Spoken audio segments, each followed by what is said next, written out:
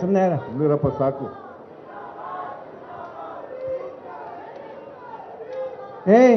ಸ್ವಲ್ಪ ಹೊತ್ತು ಕೇಳ್ರಪ್ಪ, ನೀವು ಸ್ಪೀಚ್ ಕೇಳಿ. ಸ್ವಲ್ಪ ಒಂದ್ಸರಿ ಹೇಳಿದ್ರೆ ಸರಿ, 2 ಸರಿ ಹೇಳಿದ್ರೆ ಸರಿ, ಪದೇ ಪದೇ ಹೇಳಿಸ್ಕೊಡೋದು ಚೆನ್ನಾಗಿರೋದಿಲ್ಲ. ಸ್ವಲ್ಪ ಕೇಳಿ ಇದಾಗಿ.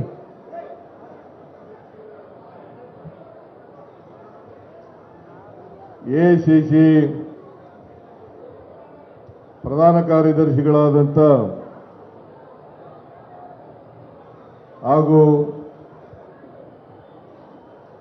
ಕರ್ನಾಟಕದ ಉಸ್ತುವಾರಿಗಳು ಆದಂಥ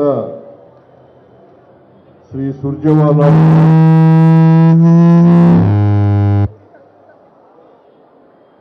ಪ್ರದೇಶ ಕಾಂಗ್ರೆಸ್ ಸಮಿತಿಯ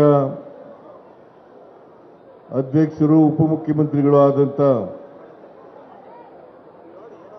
ಶ್ರೀ ಡಿ.ಕೆ. ಶಿವಕುಮಾರ್ ಅವರೇ, ಎಸಿಸಿ ಎಲ್ಲ ಕಾರ್ಯದರ್ಶಿಗಳೇ, ನನ್ನ ಸಹೋದ್ಯೋಗಿ ಮಿತ್ರರೇ, ಇತರ ಎಲ್ಲ ಕಾಂಗ್ರೆಸ್ಸಿನ ಪದಾಧಿಕಾರಿಗಳೇ, ಮುಖಂಡರುಗಳೇ, ಶಾಸಕ ಮಿತ್ರರೇ, ಮಾಜಿ ಶಾಸಕರುಗಳೇ, ಲೋಕಸಭಾ ಸದಸ್ಯರೇ, ಮಾಜಿ ಲೋಕಸಭಾ ಸದಸ್ಯರೇ, ಮಾಜಿ ಮಂತ್ರಿಗಳೇ, ಮಾಜಿ ಮುಖ್ಯಮಂತ್ರಿಗಳಾದಂಥ ವೀರೇಶ್ ಮೊಯ್ಲಿಯವರೇ, ಇಲ್ಲಿ ಭಾಗವಹಿಸಿರ್ತಕ್ಕಂಥ ಆತ್ಮೀಯ ಕಾರ್ಯಕರ್ತ ಬಂಧುಗಳೇ, ತಾಯಂದಿರೇ, ಸುದ್ದಿ ಮಾಧ್ಯಮದ ಎಲ್ಲ ಗೆಳೆಯರೇ, ಇವತ್ತು ಪ್ರದೇಶ ಕಾಂಗ್ರೆಸ್ ಸಮಿತಿಯ ವತಿಯಿಂದ ಇತ್ತೀಚೆಗೆ ಬಿಜೆಪಿಯವರು ತಂದಿರತಕ್ಕಂಥ ವಿಬಿಜಿ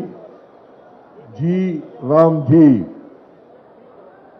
ಕಾಯ್ದೆ ಅದನ್ನು ತಂದಿರತಕ್ಕಂಥದ್ದು ಮನ್ರೇಗಾ ಕಾಯ್ದೆ ಏನಿತ್ತು ಆ ಕಾಯ್ದೆಯನ್ನ ರದ್ದು ಮಾಡಿ ವಿಬಿಜಿ ರಾಮ್ಜಿ ಕಾಯ್ದೆಯನ್ನು ತಂದಿದ್ದಾರೆ.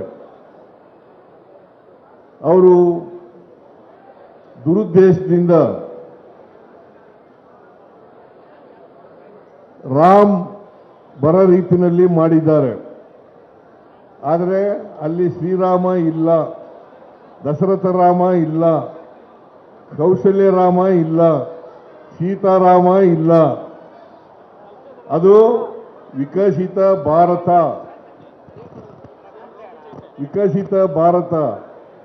Guarantee for Rozgar, Ajeevika mission Gramin ಅಂತ ಅದರ ಅರ್ಥ.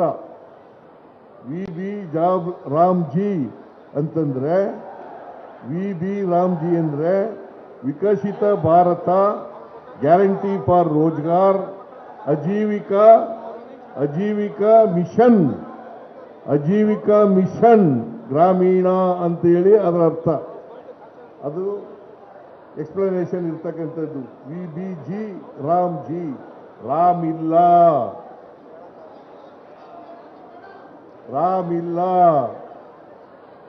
ಮನ್ರೇಗಾ ಮಾಡಿದ್ದು 2005ರಲ್ಲಿ ಮನಮೋಹನ್ ಸಿಂಗ್ರವರು ಪ್ರಧಾನಮಂತ್ರಿ ಆಗಿರುವಾಗ, ಸೋನಿಯಾ ಗಾಂಧಿಯವರು ನಾಯಕಿಯಾಗಿರುವಾಗ ಈ ಕಾಯ್ದೆಯನ್ನು ಮಾಡಿದ್ದು. ಇದೊಂದೇ ಕಾಯ್ದೆ ಮಾಡಲಿಲ್ಲ ಮನಮೋಹನ್ ಸಿಂಗ್ರವರು. ಡೈರೆಕ್ಟಿವ್ ಪ್ರಿನ್ಸಿಪಲ್ಸ್ನಲ್ಲಿ ಇದ್ದಂಥ ಅನೇಕ ವಿಚಾರಗಳಿಗೆ, ಅನೇಕ ಸಮಸ್ಯೆಗಳಿಗೆ ಪರಿಹಾರ ಕೊಡ್ತಕ್ಕಂಥ ಕಾಯ್ದೆಗಳನ್ನು ಮಾಡಿದ್ರು. ಫಾರ್ ಎಕ್ಸಾಂಪಲ್, ಇದು ಒಂದು ಕಾಯ್ದೆ, ಮನ್ರೇಗಾ ಅಂತಕ್ಕಂಥದ್ದು ಒಂದು ಕಾಯ್ದೆಯನ್ನು ಮಾಡಿದ್ರು. ರೈಟ್ ಟು ಫುಡ್ ಅಂತಕ್ಕಂಥ ಕಾಯ್ದೆಯನ್ನು ಮಾಡಿದ್ರು. ರೈಟ್ ಟು ಎಂಪ್ಲಾಯ್ಮೆಂಟ್ ಅಂತಕ್ಕಂಥ ಕಾಯ್ದೆಯನ್ನು ಮಾಡಿದ್ರು. ರೈಟ್ ಟು ಎಜುಕೇಷನ್ ಅಂತಕ್ಕಂಥ ಕಾಯ್ದೆಯನ್ನು ಮಾಡಿದ್ರು. ರೈಟ್ ಟು ಇನ್ಫಾರ್ಮೇಷನ್ ಅಂತಕ್ಕಂಥ ಕಾಯ್ದೆಯನ್ನು ಮಾಡಿದ್ರು. ಫಾರೆಸ್ಟ್ ಆಕ್ಟ್ ಅನ್ನು ಮಾಡಿದ್ರು. ಇವೆಲ್ಲ ಮಾಡಿದ್ದು ಮನಮೋಹನ್ ಸಿಂಗ್ರವರ ಕಾಲದಲ್ಲಿ, ಕಾಂಗ್ರೆಸ್ ಕಾಲದಲ್ಲಿ, ಕಾಂಗ್ರೆಸ್ಸಿನ ಪ್ರಧಾನಮಂತ್ರಿಯಾಗಿದ್ದಂಥ ಮನಮೋಹನ್ ಸಿಂಗ್ರವರ ಕಾಲದಲ್ಲಿ ಮಾಡಿದ್ದದ್ದು. ಯಾವಾಗಲೂ ಕೂಡ ಬಡವರ ಬಗ್ಗೆ, ದಲಿತರ ಬಗ್ಗೆ, ಅಲ್ಪಸಂಖ್ಯಾತರ ಬಗ್ಗೆ, ಮಹಿಳೆಯರ ಬಗ್ಗೆ, ಕಾರ್ಮಿಕರ ಬಗ್ಗೆ, ರೈತರ ಬಗ್ಗೆ ಚಿಂತನೆ ಮಾಡ್ತಕ್ಕಂಥದ್ದು ಕಾಂಗ್ರೆಸ್ ಪಕ್ಷನೇ ಹೊರತು ಬೇರೆ ಪಕ್ಷ ಅಲ್ಲ ಅಂತಕ್ಕಂಥ ಮಾತುಗಳನ್ನು ಈ ಸಂದರ್ಭದಲ್ಲಿ ಹೇಳಲಿಕ್ಕೆ ಬಯಸ್ತಾ ಇದ್ದೇನೆ. ಇದನ್ನು ತಾವೆಲ್ಲರೂ ಕೂಡ ಅರ್ಥ ಮಾಡ್ಕೋಬೇಕಾಗ್ತದೆ. ಬಡವರ ಬಗ್ಗೆ ಮಾತಾಡ್ತಕ್ಕಂಥದ್ದು, ಮಹಿಳೆಯರ ಬಗ್ಗೆ ಮಾತಾಡ್ತಕ್ಕಂಥದ್ದು, ಅವ್ರಿಗೆ ಕಾರ್ಯಕ್ರಮಗಳನ್ನು ರೂಪಿಸ್ತಕ್ಕಂಥದ್ದು ಕಾಂಗ್ರೆಸ್ ಪಕ್ಷ ಮಾತ್ರ. ಬಿಜೆಪಿ ಆ ಎಲ್ಲ ಕಾರ್ಯಕ್ರಮಗಳನ್ನು ನಾಶ ಮಾಡಿ ಬಡವರಿಗೆ ಇವತ್ತು ಹಳ್ಳಿಗಾಡಿನಲ್ಲಿ ಉದ್ಯೋಗ ಸಿಗಬಾರದಂತೆ ಮಾಡಿದ್ದಾರೆ. ಹಳ್ಳಿಗಾಡಿನಲ್ಲಿ ಸಿಗಬಾರದಂತೆ ಮಾಡಿದ್ದಾರೆ. ಸುಮಾರು 53% ಮಹಿಳೆಯರು ಈ ಕೆಲಸವನ್ನು ಮಾಡ್ತಾ ಇದ್ರು, ಕೂಲಿ ಕೆಲಸವನ್ನು ಮಾಡ್ತಾ ಇದ್ರು. 28% ಪರಿಶಿಷ್ಟ ಜಾತಿ, ಪರಿಶಿಷ್ಟ ವರ್ಗ ಅವರು ಮಾಡ್ತಾ ಇದ್ರು. ಸುಮಾರು 5 ಲಕ್ಷ ಜನ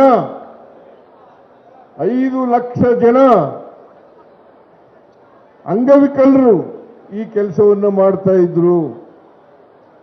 ಇದನ್ನ ಇವತ್ತು RSSನವರು ಮಾರ್ಗದರ್ಶನ ಮಾಡ್ತಾರೆ.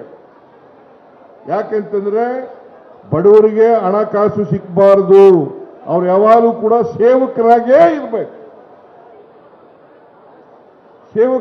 ಇರಬೇಕು. ನಿಮಗೆಲ್ಲ ಗೊತ್ತಿರಬೇಕು, ಒಂದು ಕಾಲದಲ್ಲಿ ಬಿಜೆಪಿಯವರು ಈ ಕಾಯ್ದೆಗಳು ಜಾರಿ ಬಂದಾಗ ಟೀಕೆಯನ್ನು ಮಾಡ್ತಾ ಇದ್ರು. ಇದು ವೋಟ್ಗೋಸ್ಕರ ಮಾಡ್ತಾ ಇರ್ತಕ್ಕಂಥ ಕೆಲಸ. ಯಾರು ಹೇಳಿದ್ದು? ಬಿಜೆಪಿಯವರು ಹೇಳಿದಂಥ ಮಾತುಗಳು ವೋಟ್ಗೋಸ್ಕರ ಮಾಡ್ತಾ ಇರ್ತಕ್ಕಂಥ ಕೆಲಸ. ಈ ಗ್ಯಾರಂಟಿ ಯೋಜನೆಗಳು ವೋಟ್ಗೋಸ್ಕರ ಮಾಡ್ತಕ್ಕಂಥ ಕೆಲಸ ಅಂತಕ್ಕಂಥ ಮಾತುಗಳನ್ನ, ಬಿಜೆಪಿಯವರು ಹೇಳ್ತಕ್ಕಂಥ ಮಾತುಗಳನ್ನ ನಾವು ಇವತ್ತು ಮರೀಲಿಕ್ಕೆ ಸಾಧ್ಯ ಇಲ್ಲ.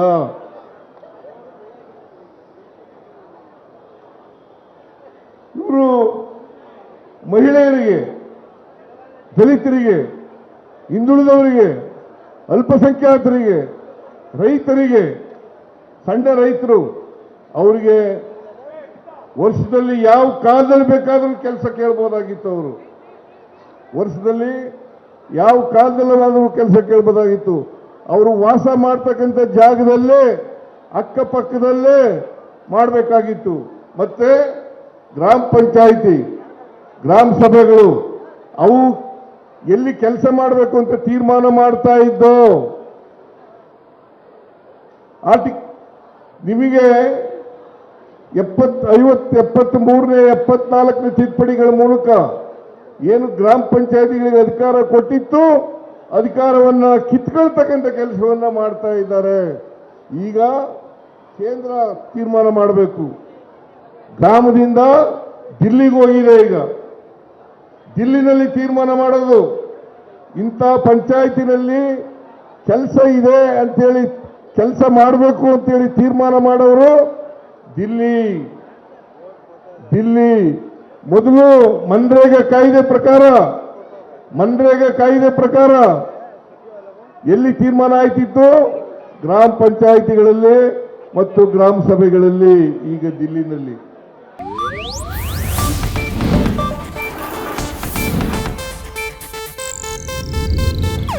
ಇದು ಏಷ್ಯಾನೆಟ್ ನ್ಯೂಸ್ ನೆಟ್ವರ್ಕ್ ಪ್ರಸ್ತುತಿ.